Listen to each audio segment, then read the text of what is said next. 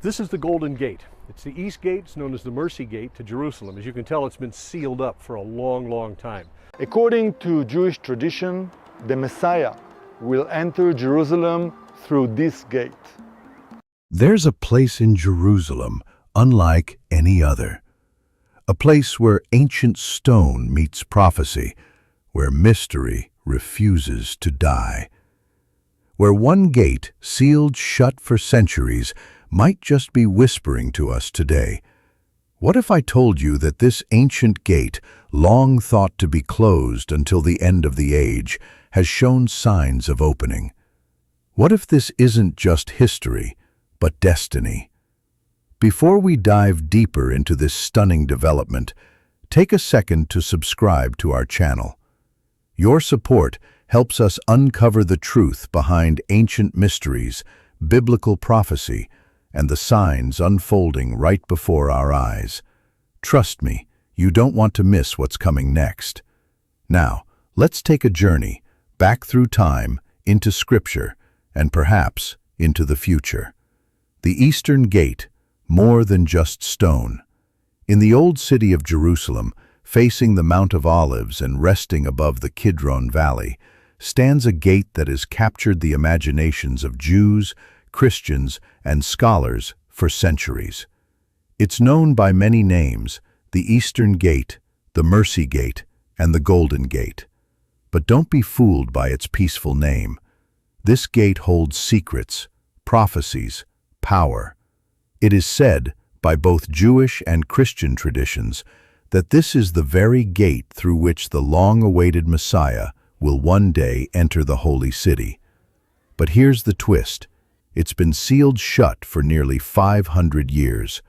No comings, no goings, just silence, as if it's holding its breath, waiting, a gate sealed with purpose. So why was it closed in the first place? Let's rewind to the year 1541. The Ottoman ruler Sultan Suleiman the Magnificent ordered that the gate be walled shut, stone by stone, sealed tight. Some say it was to fulfill a prophecy.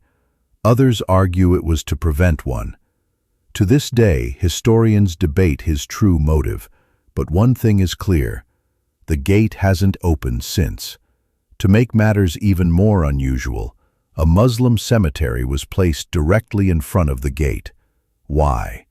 Some believed it would deter a Jewish Messiah, who, being of priestly descent, would not cross a graveyard. But here's the question that echoes across the ages. Did sealing the gate actually block the Messiah, or mark the very prophecy of his return? Prophetic foundations, the words of Ezekiel. Let's go deeper. The mystery of the Eastern Gate isn't just rooted in architecture, it's wrapped in Scripture. In Ezekiel 44:2 we read these astonishing words: "Then the Lord said to me, This gate is to remain shut. It must not be opened. No one may enter through it. It is to remain shut because the Lord, the God of Israel, has entered through it." According to many Christian scholars, this verse may directly point to the moment when Jesus entered Jerusalem on a donkey, fulfilling another prophecy found in Zechariah 9:9. "Rejoice greatly, daughter Zion. Shout, daughter Jerusalem. See, your king comes to you, righteous and victorious, lowly and riding on a donkey." That event is commemorated every year as Palm Sunday. If Jesus indeed entered through the Eastern Gate at that time, then Ezekiel's prophecy makes chilling sense. The gate was sanctified by divine presence and must remain sealed until his return. Resistance to change. History won't let it open. Here's where things get even more mind-bending. Over the centuries, there have been multiple attempts by different leaders, armies, and governments to open or even demolish the gate. Each time, something intervenes. In 1917, Muslim authorities considered tearing the gate down completely, but before they could, British forces took control of Jerusalem, stopping the plan in its tracks. During the Six-Day War in 1967, Israeli soldiers reportedly thought about unsealing the gate, but religious leaders warned them, only the Messiah should open it. Again, the plan was shelved. It's almost as if history itself has placed divine guards at the gate. And now, something is happening. A gate that's stirring. Recent reports have emerged, and some videos too, suggesting that part of the Golden Gate has opened from the inside. Let that sink in. This isn't some full-scale reconstruction. It's not a political decision or an act of war. But quietly, subtly, the inner chambers of the gate have reportedly become accessible once more, particularly to worshippers. For those who understand biblical prophecy, this isn't just archaeology, it's revelation. Could this be the beginning? A quiet nudge from eternity? The watchful heart. Jesus warned us to stay ready. Throughout the New Testament, Jesus spoke again and again about his return. He didn't give dates, he gave signs. In Luke 12:40 he warns, "You also must be ready, because the Son of Man will come at an hour when you do not expect him." And in Matthew 24:37-39 he offers this comparison. "As it was in the days of Noah, so it will be at the coming of the Son of Man. They knew nothing about what would happen until the flood came and took them all away."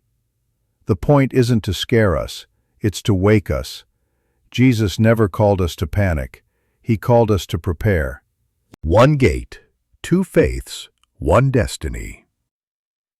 For Jewish believers, the Eastern Gate is the prophesied entry point for the Messiah, the one who will restore Israel, bring peace, and usher in a golden age. For Christians, that Messiah has already come once, and his name is Jesus.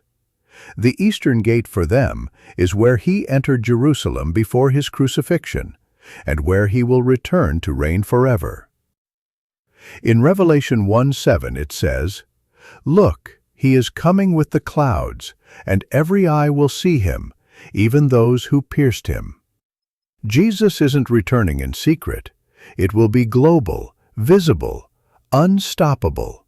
And if the Golden Gate plays any role in that divine moment, then what we're seeing now might be the start of something unspeakably sacred. What it all means right now. We live in chaotic times. Wars, division, natural disasters, spiritual confusion, technology racing ahead while hearts fall behind. And now this, the quiet stirring of an ancient gate, the possible reopening of a sealed prophecy.